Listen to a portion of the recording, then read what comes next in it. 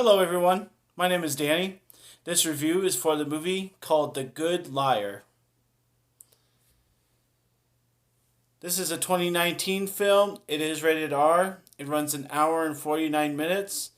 And it stars Helen Moran, Ian McKellen, Russell Tovey, and Jim Carter. And a bunch of other people, but that's kind of the main four. The summary: consummate con man Roy Courtney has set his sights on his latest mark, the recently widowed Betty McLeish, worth millions. But this time, what should have been a simple swindle escalates into a cat and mouse game with the ultimate stakes. This is The Good Liar.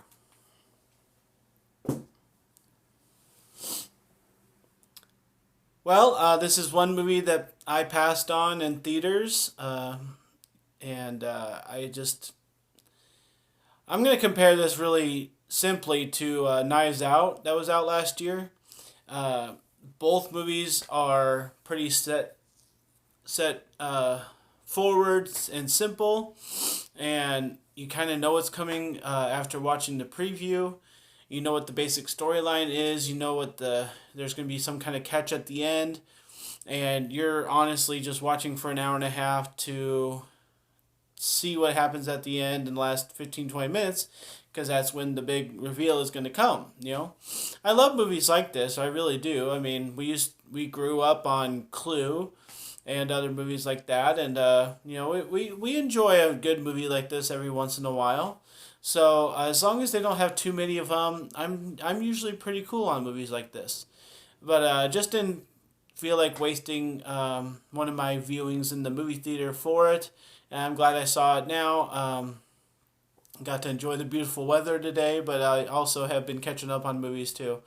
So yeah, The Good Liar has two outstanding actors, McKellen and Moran, and so I would say that I'm really happy that I saw this. I mean, it's a decent movie. Knives Out was a decent movie. You can go back and watch my review on that.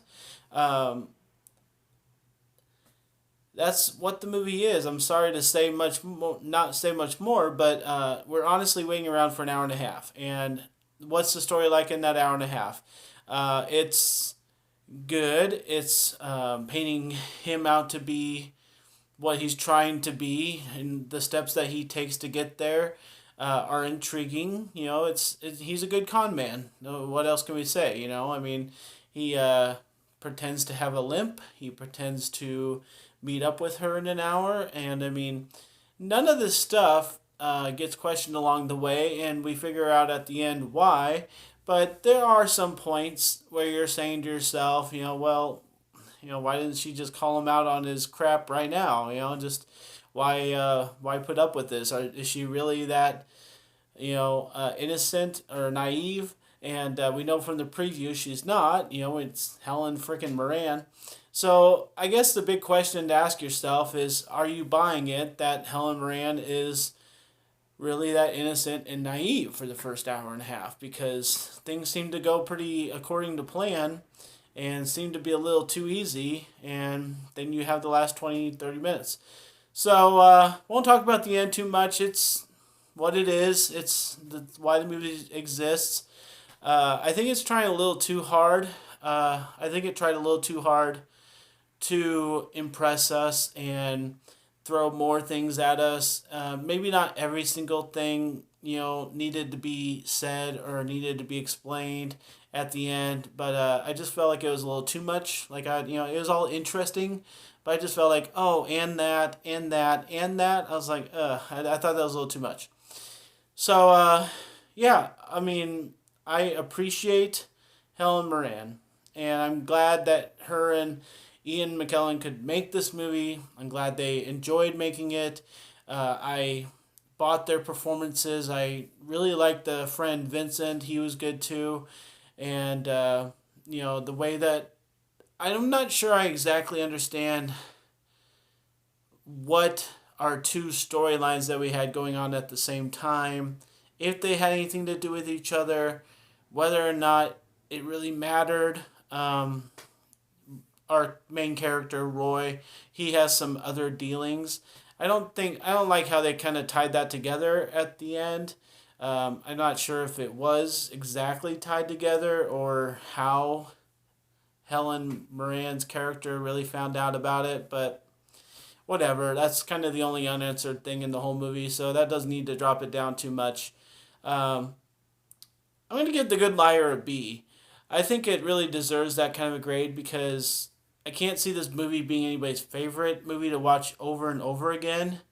I think it's one of those movies you watch, you find out what it's all about, you get exposed to the secrets and the twists, and it's kind of hard to rewatch that again. Um, I have other movies up here like that, maybe like the Girl on the Train or something like that.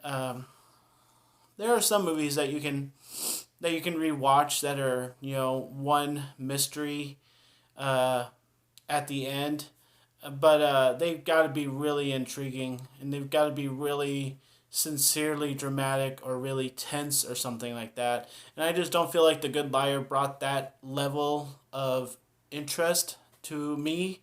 Maybe it does for other people, but I don't think anybody's going to really hate on this movie because it's a good mystery. The acting is fine. Maybe it goes a little slow because of the older people and the lifestyle and the build up that needs to happen, but you can't see too much hate being thrown at it. I mean, that's not really necessary. So just try and enjoy this mystery that has really the one big surprise, but there's a lot to it.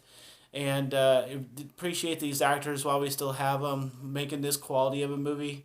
And yeah, I think it's a good B movie. Nothing that I'll buy, but something that I really enjoyed seeing once. So a B for The Good Liar. Thanks a lot, guys. My name's Danny.